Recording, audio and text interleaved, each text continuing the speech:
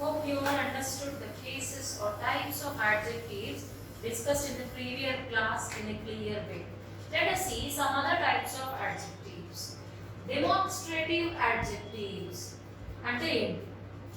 ఏ adjective అయితే ఏ వస్తువుని కానీ మనిషిని కానీ మనం చూపించాలనుకుంటున్నామో వాడని చెప్తుందో అది demonstrative adjective. Let us see it in English. These are used to point out which person or thing is meant.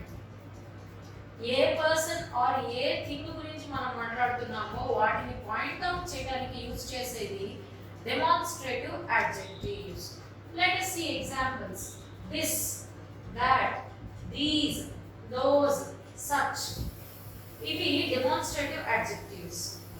ఇది, అది, ఇవి, అవి ఏవైతే ఉన్నాయో అవి ఇలాంటివన్నీ కూడా డెమాన్స్ట్రేటివ్ అడ్జెక్టివ్స్ అవుతాయి. సపోజ్ మనం ఒక ఆబ్జెక్ట్ గురించి మాట్లాడాం. Take this marker for example. This marker అని చెప్తున్నప్పుడు I'm pointing out to the marker which I'm talking about. So here the word this is demonstrative adjective. Let us observe difference among these words. This indicates an object, singular object which is nearer. మనకి దగ్గరగా ఉన్న singular object కి this వాడాలి అంటే ఇది. Next that అంటే అది, అంటే మనకి దూరంగా ఉన్న సింగులర్ ఆబ్జెక్ట్. దగ్గరగా ఉంటే సింగులర్ అయితే దిస్, అదే సింగులర్ ఆబ్జెక్ట్ దూరంగా ఉంటే దట్. దగ్గరగా ఉండి ప్లూరల్ అయితే దీస్. ఇవి ఎక్కువ ఉంటే దీస్, ఒకటే ఉంటే దిస్. దూరంగా ఉండి ఎక్కువ ఉంటే దోస్, దూరంగా ఉండి ఒకటే ఉంటే that. yes, this is the difference we observe in these words. So these demonstrative adjectives give answer to the question which. ఏది అనే క్వశ్చన్ కి ఆన్సర్ ఇచ్చేలాగా ఉన్న వర్డ్స్ డెమాన్స్ట్రేటివ్ అడ్జెక్టివ్స్. ఇక్కడ ఏది అనే question suppose if we put it to ourselves, ఏది ఇది లేకపోతే అది, ఏవి ఇవి లేకపోతే అవి, ఇలా చెప్పేదాన్ని డెమాన్స్ట్రేటివ్ అడ్జెక్టివ్ అని. Let us see interrogative adjectives. Listening to the word itself, we can guess its meaning. Interrogative adjectives అంటే these are used to question. Let us see the definition first. These are used with nouns to ask questions. As the name itself indicates, these interrogative adjectives are used with nouns to ask questions. Let us see examples. What manner of man is he? ఆ మనిషి పద్ధతి ఏంటి, అసలు ఆ మనిషి తీరేంటి అని అడిగడానికి what manner of man is he అని అడుగుతాం. ఇక్కడ వాట్ పక్కనే ఉన్నది manner, it's a noun. Same way whose book is this, ఈ బుక్ ఎవరిది అని అడిగేటప్పుడు whose book, book is a noun. So ఇక్కడ ఈ వాట్, హూస్ ఈ రెండు కూడా interrogative adjectives which are used for questioning. మనం క్వశ్చన్ చేయడానికి ఈ వర్డ్స్ ని యూజ్ చేస్తున్నాం. So these are interrogative adjectives. These sentences end with question mark, which is the common aspect. These sentences end with a question mark, which is a common aspect of all interrogative sentences. Emphasizing adjectives. What is meant by emphasizing?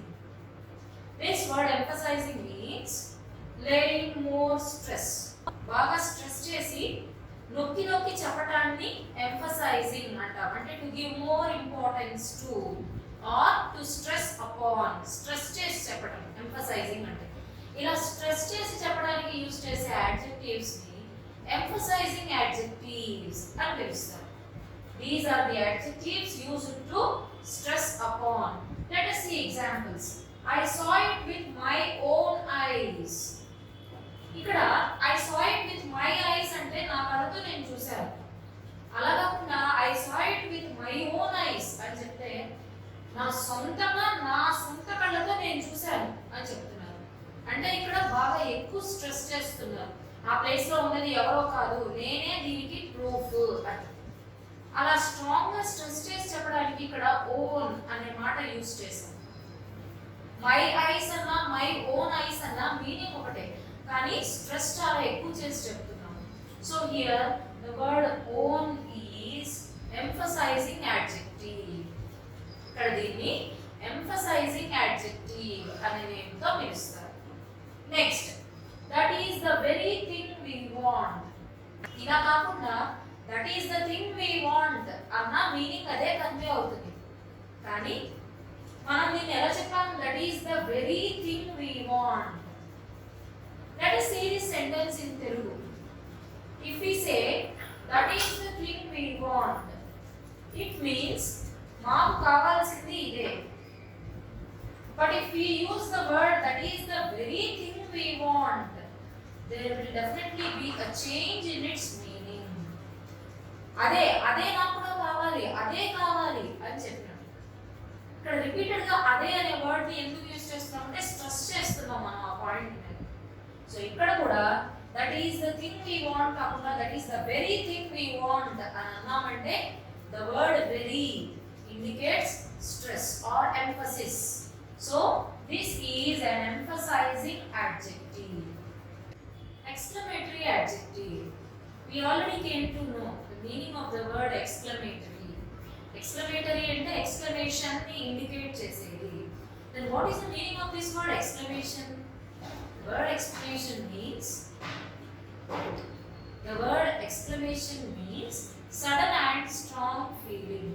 Sudden గా strong గా వచ్చే feeling ని exclamation అని అంటారు. ఇక్కడ ఈ exclamatory adjective sudden గా strong గా వచ్చే ఫీలింగ్ ని ఇండికేట్ చేయడానికే యూజ్ చేస్తాము. Let us see example.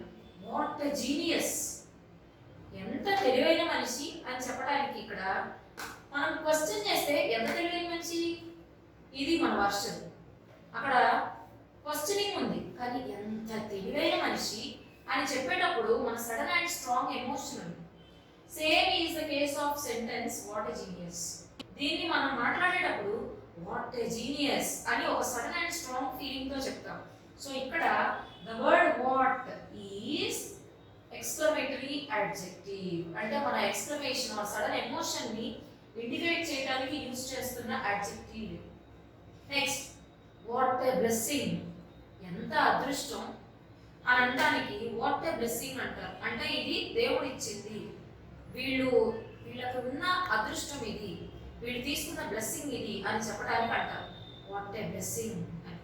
ఇక్కడ వాట్ ఎ బ్లెస్సింగ్ అనే సెంటెన్స్ లో వాట్ అనే word sudden and strong emotion ని ఇండికేట్ చేస్తుంది.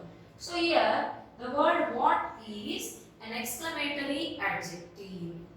Yes, these are the adjectives which we come across commonly. మన మాటల్లో ఎక్కువగా యూజ్ చేసేది, మనకి ఎక్కువ కనిపించేది ఈ adjectives. Let us move to knowledge bank of the day. Idiom of the day. Let us see today's idiom. Add insult to injury. Already injury ఉంది అక్కడ, దానికి ఇంకా మనం ఇన్సల్ట్ యాడ్ చేస్తున్నాము అనేది దీన్ని చూస్తే మనకు అర్థమయ్యే మీనింగ్. కానీ దీని ఇన్నర్ మీనింగ్ ఏంటంటే దాదాపు రిలేటెడ్ గానే ఉంది. దాని మీనింగ్, ఇన్నర్ మీనింగ్ ఏంటంటే to make something worse after hurting someone.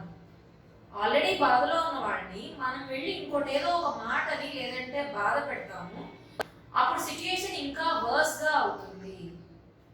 అంటే to worsen the situation by hurting people when they are already feeling bad. వాళ్ళు ఆల్రెడీ బాధలో ఉన్నప్పుడు మనం మళ్ళీ వెళ్ళి కొత్తగా ఇంకోటి ఏదో అని ఏదో ఒకటి చేసి వాళ్ళకి ఇంకా ఆ బాధని ఇంకా పెంచేలా చేస్తే that is called adding insult to injury. Let us see an example. The comments passed by spectators added insult to the injury of cricket team. Already వాళ్ళు మ్యాచ్ లూజ్ అయ్యి బాధపడుతున్నారు క్రికెట్ టీం. ఆ స్పెక్టేటర్స్ అంటే match చూసే వాళ్ళు ఎవరైతే ఉన్నారో వాళ్ళు వీళ్ళ మీదకి బాటిల్స్ విసిరేయటాలు, కర్చీఫ్లు విసిరేయటాలు, ఇలాంటి పనులు చేసినప్పుడు వాళ్ళు అలా పాస్ అవుతున్నప్పుడు చీప్ గా కామెంట్స్ వేయటాలు, ఇవి చేసినప్పుడు, లేదంటే వాళ్ళ ఇంటి ముందుకెళ్ళి వీళ్ళు గొడవ చేసినప్పుడు, ఇలాంటి పనులు చేసినప్పుడు వాళ్ళు వాళ్ళు ఇంకా ఎక్కువ ఇన్సల్ట్ గా ఫీల్ అవుతారు దాన్ని. ఆల్రెడీ వాళ్ళు మ్యాచ్ ఓడిపోయిన బాధలో ఉన్నారు. దీనికి మన బిహేవియర్ ఇంకా ఎక్కువ ఇన్సల్ట్ ని యాడ్ చేస్తుంది, injury. So this is an example. The comments passed by spectators added insult to the injury of cricket team. The same idiom is present even in Telugu. తెలుగులో కూడా ఉంది ఇదే జాతీయం. పుండు మీద కారం చల్లటం అని చెప్తారు. అంటే ఆల్రెడీ అక్కడ ఒక పుండు ఉంది, వాళ్ళు సఫర్ అవుతున్నారు, చిన్న ఇంజురీ లాంటిది, దాని మీద మనం వెళ్ళి కారం చల్లితే ఇంకా నొప్పి పెరిగిపోతుంది. So that is idiom in English, add insult to the injury. Next new words. ఇంట్లో యూజువల్గా కుక్ చేసిన ఫుడ్ మెటీరియల్ అంతా సర్వ్ చేయడానికి మనం కొంచెం లార్జ్ సైజ్ స్పూన్స్ లాంటివి యూజ్ చేస్తాం. దీన్ని తెలుగులో గంటె అని గరిటె అని అంటారు. అది ఏదైతే మనం యూజ్ చేస్తామో ఫుడ్ సర్వ్ చేయడానికి దాన్ని సర్వింగ్ స్పూన్ అంటారు. అది common word, but original word is ladle. గంటని లాడిల్ అని అంటారు ఇంగ్లీష్, LADLE. నెక్స్ట్ మనం కుకింగ్ లో కామన్ గా యూజ్ చేసే మెటీరియల్ ఒకటి పౌడర్ యూజ్ చేస్తాం. దీన్ని తెలుగులో ఇంగువ అంటారు. ఇదే మెటీరియల్ ని ఇంగ్లీష్ లో అసఫోటిడా అనే నేమ్తో పిలుస్తారు. Asafoetida. Next interesting fact of the day.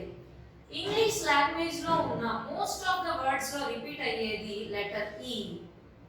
Let us see this. The most common letter in English is E. For example, ఈ బోర్డు మీద ఉన్న వర్డ్స్ నే తీసుకోండి మీరు. Most of the times E అనే లెటర్ ఉంటుంది మనకి. ఇంగ్లీష్ లాంగ్వేజ్ మొత్తంలో కూడా ఈ లెటర్ E అనేది చాలా ఎక్కువ సార్లు ఎక్కువ వర్డ్స్ లో వచ్చే కామన్ లెటర్. Thank you.